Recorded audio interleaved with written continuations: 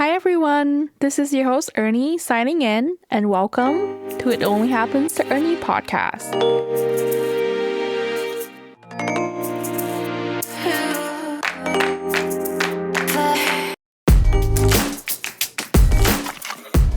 Hi everyone, welcome back to the podcast. So, first and foremost, I just want to say thank you.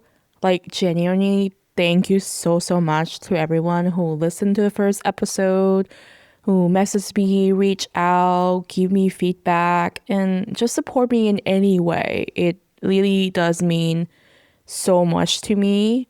And honestly, right now, all the feedback matters to me, the good, the bad, the constructive, all of it, because I can't fix or improve something if I don't know what needs work. You know what I mean? And at the end of the day, I'm learning as I go. I I am all of my everything. I'm the editor, I'm the graphic designer, I'm the producer, I'm trying to figure out the audio, the troubleshooter, everything. I'm doing it all. And so there's definitely still things I'm learning, especially, just starting out right now. So, with that being said, I also want to apologize a little for the audio quality in the last episode. I very clearly did not know what I was doing, but hopefully, with each episode, I'll get a little better, a little more comfortable, and a little more confident with all of this. So, this week episode, this one was hard for me. Not just because of the content, but because I spend so much time troubleshooting everything. Every single day, I would sit down and think like, okay, this is the day. I'm finally doing it to record this episode. And then something would go wrong. I would get overwhelmed or I would end up spending the whole time just fix something instead. And so, here I am again on a beautiful Saturday, Sunday morning. I'm going to try, hopefully it will be the last time I try to record this episode. And I do want this to be weekly. I'm going to try really hard, you guys, to come out with this every Tuesday. So anyways, but aside from all the technical stuff, this episode was hard for me because I kept asking myself, how do you fit 29 years of your life into one conversation? And that's a little dramatic, but how do you tell a story that big, that layer, and that emotional, and somehow keep it in a way that people would actually sit and listen to without turning into like a 2-hour episode? And with me as well, I'm a creator of this, but I'm also a consumer. I also listen to podcasts, and I know how most people probably listen. It's usually in the car, on the way to work, or like while getting ready, or those any random quiet moments that you can find, when you want to hear something. I understand people only have so much time. So realistically, I only have your attention for maybe 15, 20 minutes, maybe 30 minutes if I'm lucky. So I knew I needed to break this story up. I could absolutely sit here and talk about this for hours and hours easily, but I also know that not everything needs to be said in one episode. Some story needs room, some story needs different parts. So for this episode, I want to focus mainly on the first 12 years of my life before I moved to the States. And then the next episode, I'll talk more about the years after moving here. Not every single detail, not every little things, but just the key part, the part that shaped me and the part that explained where I came from at my core. Because a lot of who I am really started there. It started in Thailand. It started with my childhood. It started with my family. It started with my culture. And honestly, it started with my relationship with my mom. So let's get into it. The more I thought about how I wanted to tell this story, the more I realized I need to start with my mom. If you know me at all in real life, you probably already know that my relationship with my mom is very complicated. It always has been. There's obviously like a lot of love there, right? But there's also a lot of pain, a lot of just history. There's always been so many layers, so many roller coaster in our relationship. But It wasn't always the way it is now. My parents got divorced when I was 3 years old. Now, I, and this is why it makes it hard. I want to be careful here because this is my perspective. This is my memory, and this is how I experience it as their daughter. My parents has their own story, like my mom has her story, my biological father has his own story. But what I can talk about is what I saw, what I remember, and what it felt like to me growing up. Their relationship was abusive. There was a lot of emotional abusive, some physical abusive, a lot of fighting, a lot of like instability, and a lot of fear. And honestly, as sad as it is, one of my first memory as a child was the fight that ended their marriage for good. You know how like people sometimes ask, "What's your first memory?" That's mine. Like looking back now, it's heartbreaking, it's traumatic. It's definitely not the kind of first memory a child should have. But at the same time, I think it explains so much about who I became.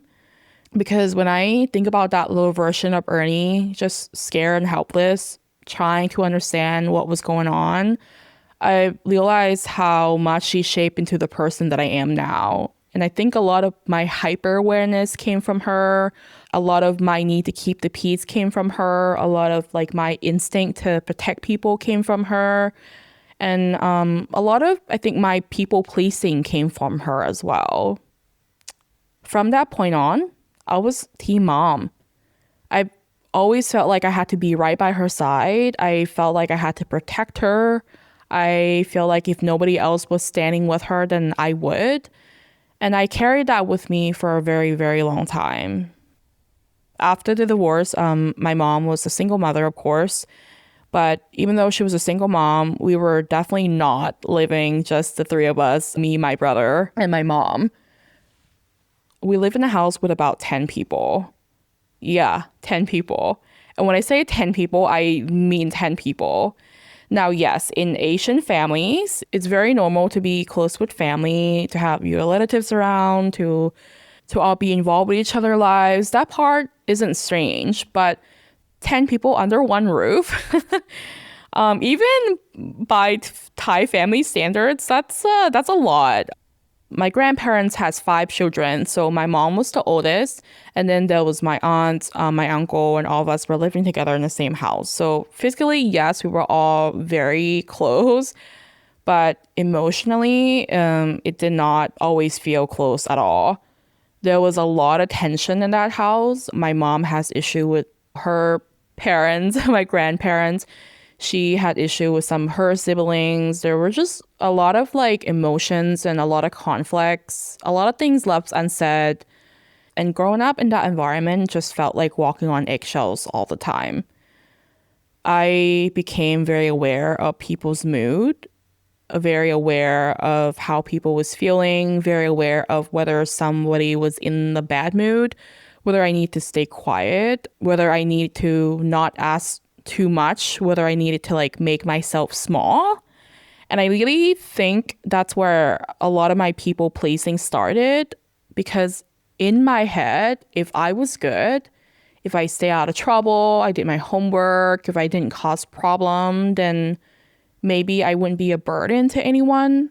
So I became the good kid. I really was like I stay out of trouble. I did my homework. School was never the issue with me. Now I'm not gonna sit here and act like I was some genius, straight A, top of the class child because I was definitely not. If you went to school with me in the States now, you might have known me. Oh, Ernie, she was definitely a good student and I worked really hard. Okay, let me just say that that wasn't always part of my story. um, I was probably average at best, but I was consistent. Like I was responsible. I did what I was supposed to do. And honestly, school became my escape. Home was where I felt tension, but school was where I felt free. And another place that felt weirdly safe to me was the hospital. So my mom was a nurse. She obviously had to work a lot because she was a single mom. and like a lot. She picked up overtime, she worked weekends, she was always so busy. And I don't say this with the resentment at all. It was just the reality of things. She was a single mom trying to hold everything together. And also, on top of taking care of us, she was also taking care of our family, my grandparents, especially, because my granddad got very sick when I was very young. So, because she worked so much, sometimes she would just take me to the hospital with her. Now, mind you, this was like the 90s and the early 2000s, okay? So things were obviously different back then. I'm sure half of what I'm about to say would absolutely not fly today, but back then, I would just go to work with my mom. And honestly, I loved it. I would go to hospital just to like be there. I would wander around, explore, like sit near where she worked. I don't know, like push chair together and nap. When I get really tired, sometimes I would just like sleep under the desk. And I remember going different floors of the hospital, just like playing like the elevators pretty much. And I don't know, man.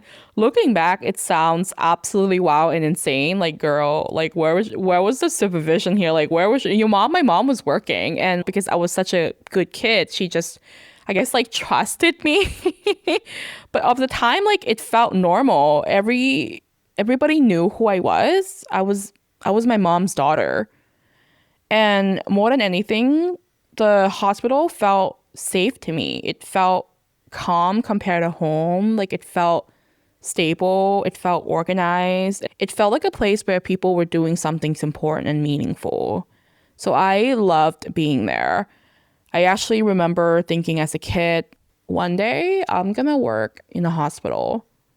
And looking back now, I think there's a big part of why I ended up working in the medical field, not just because I want to help people, which I do, but because hospital represents safety to me.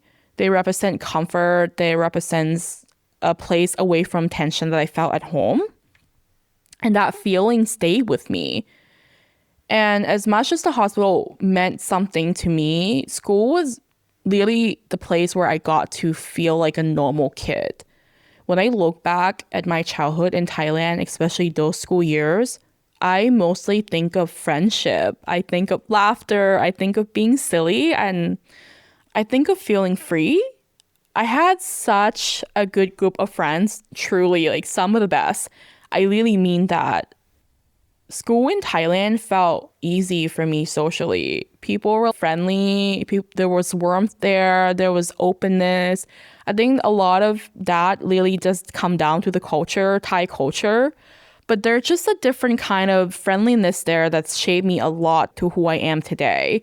People tell me sometimes, like, they'll come up to me and say, "You really friendly." And I always appreciate that. But it's not something that I feel like I force, you know?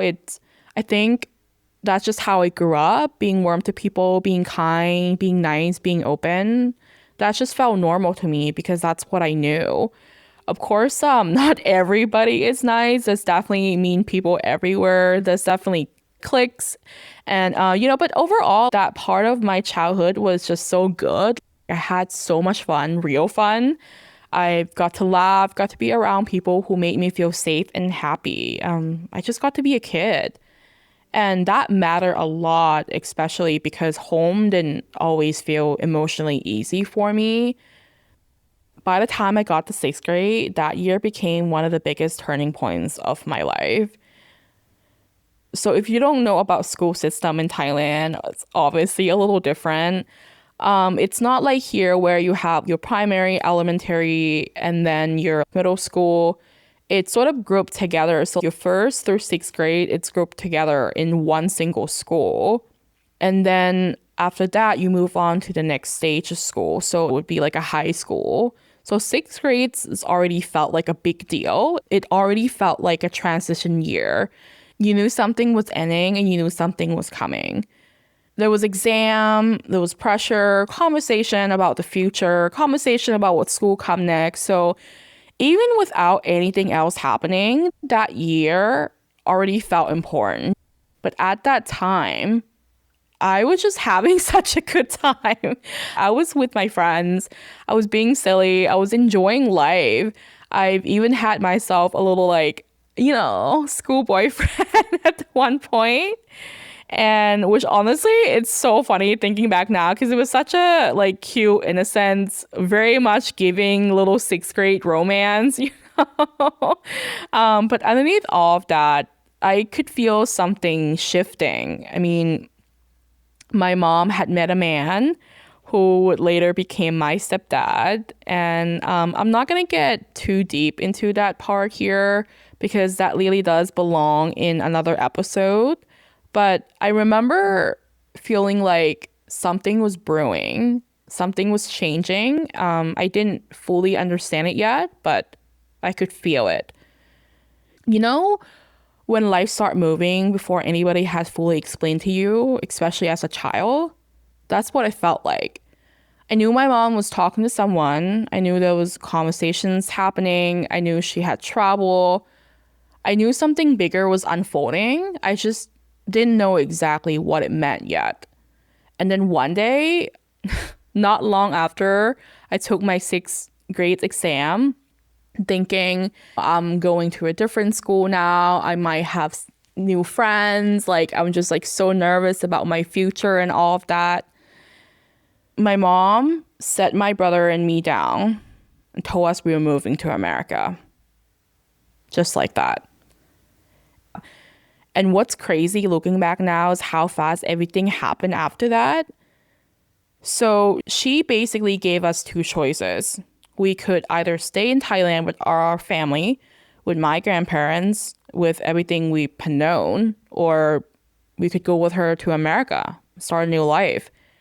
And to me, it didn't feel like I had a choice because even though I love my family, I didn't want to stay in that house. I didn't want to stay in that environment.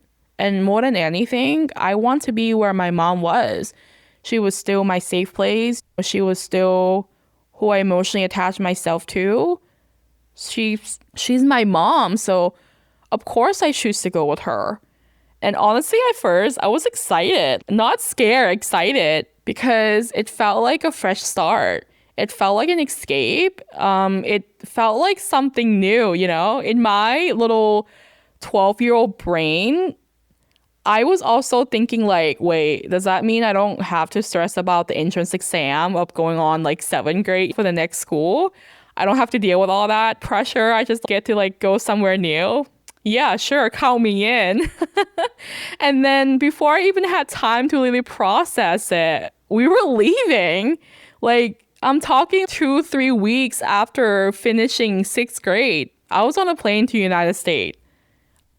I remember that night at the airport so clearly. Obviously, it was, emotional. Everybody came to say goodbye. Families, there was hugs, there was tears. I remember like my friends messaging me and I was messaging them back. That weird feeling where everything is happening so fast that your mind can't really catch up with what your life is becoming. And I remember being on the plane. That part is so clear in my mind. We flew from Thailand to Japan, and then from Japan to Dulles Airport in DC. And on that very first part of the trip, I remember sitting in the middle seat, in the middle row, unable to see either of the window. There was a wall in front of us, so I couldn't see really ahead either. And I remember thinking, I don't know where I'm going. I don't know this country. I don't even know where it is on a map. I can't see out of my left. I can't see out of my right. I can't even see what's ahead of me. I had no real picture where I was going, but I was going anyway. And for the first part of the flight, I think I was still just running on adrenaline, excitement, but 2 hours in, it finally hits me. Everything is about to change. Nothing I've ever known is ever going to be the same again. And that moment has stayed with me since. Because the older I get, the more I realize How many times life have put you right back in that middle seat? You can't see what's ahead of you. You can't see what's to the left or right. You don't fully know where you're going. You don't even fully know what's waiting for you when you land. But somehow, your bag's a pack, life is moving, and you have to go anyway. How many times in life where we all end up there? How many times do we have to start over before we feel ready? How many times do we have to move forward without certainty? How many times do we have to trust ourselves without having the full picture? And that's why I think it's almost funny and ironic now that I ever doubt myself when it comes to starting over, especially starting this podcast, because I've done it before. I've done it scared. I've done it uncertain. I've done it without knowing what came next. I've done it without being able to see the full picture. So when I think about things like starting this podcast, something that took me years to begin, I have to remind myself of that little girl on that plane. She didn't know where she was going either, but she still went anyway. And I think a lot of you know exactly what I mean when I say that. Maybe your version isn't immigration. Maybe it was leaving a relationship. Maybe it was changing career. Maybe it's moving away. Maybe it's losing a version of yourself and having to rebuild. Maybe it's just waking up one day and realize your life can't stay the same. But I think all of us at one point know what it feels like to be in that middle seat with no clear view, no certainty, no full map, just a feeling that life is changing and you have to trust yourself enough to go with it. So, if you're in that season right now and you feel like you're in that middle seat of uncertain, if you feel like you can't see what's ahead of you and you're questioning whether you should take the leap, I just want to say this. Do it scared. Do it uncertain. Do it before you feel fully ready. Because sometimes that's what life asks of us. Sometimes life asks us to get on that plane before we even know exactly where we're going. And sometimes the most beautiful chapter of our lives begin that way. And I think that's where I'm going to pause for today.